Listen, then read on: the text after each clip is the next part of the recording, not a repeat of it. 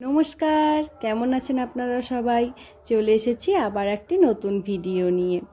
আজকের ভিডিওটি হচ্ছে তেমন কোনো বিশেষ কারণ নেই, তবুও আজকের করলাম। অনেক দিন পর মা আমাকে টেনে নিয়ে এসে বসালো মাথায় চিরুনি করানোর জন্য। আর মায়েদের তো জানেন, চিরুনি করতে করতে মাথায় কটা ঠুকোও পড়ে, মেরেও দেয়। আর মা এখানে পড়াচ্ছিল, আমি বসে বসে একটু ভিডিও করলাম। তারপরে মা বলল যে আমগুলো কাটতে হবে। এত আম, অনেক আম আমাদের কাটা হয়েছে। কারণ হচ্ছে অনেকেই জানেন যারা আমশি বা আমচুর এগুলো খেতে ভালোবাসেন, তো আমাদের এই আমশি বা আমচুর এই গরমকালেই করে নেওয়া হয় সারা বছরের জন্য। তাই এতগুলো আম কাটতে কাটতে হঠাৎ ঠামার ফোন এলো, জরুরি তলব, যেতেই হবে। তাই আমি আর মা করে বেরিয়ে পড়লাম ঠামার বাড়ি যাব বলে। ঠামার বাড়ি বলতে ঠামা থাকে আমার জেঠুদের কাছে, আর আমরা আলাদা রাস্তা দিকে বাড়ি করে নিয়ে এসেছি এরকম কিছু নয়। ঠামা এখানেও থাকে ওখানেও থাকে, কিন্তু যেহেতু আমার জেঠু নেই, জেঠু মারা গেছেন, তাই জন্য ওখানে বড় মার কাছে থাকে। আর এটা হচ্ছে আমার কাকুদের বাড়ি, বড় দাদুদের বাড়ি। এই যে বড় কাকিমণি, আমি ক্যামেরা অন করে আছি বলে লজ্জায় ছুটে চলে যাচ্ছে। একটা গাছ দেখাই দাঁড়ান, এই পেঁপে গাছটা দেখেছেন? ভাঙবে তবু মচকাবে না, ভেঙে গেছে তারপরেও দেখুন কত পেঁপে হয়ে আছে।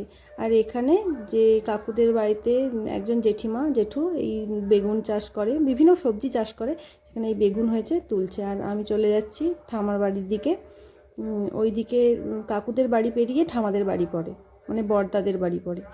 তো ওখানে ঠামা, ওই যে ঠামা। তোমার নাকি শরীর খারাপ? কি গো?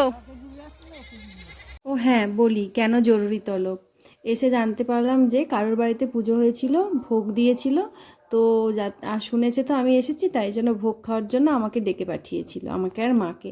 আর বাপির জন্য একটু দিয়েছিল, সেটা আমি নিয়ে বাড়ি চলে গেছিলাম। কিন্তু তার আগে ঠামা বললো যে একটু সন্ধে দিয়ে দিই, সন্ধে হয়ে এসেছে। তাই ঠামা সন্ধে দিচ্ছিল আর আমি এখানে কাশি বাজাচ্ছিলাম।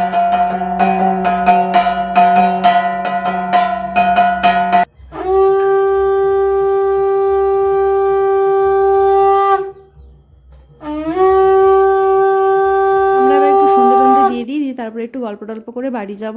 আজকের ভিডিওটি এখানেই শেষ করছি।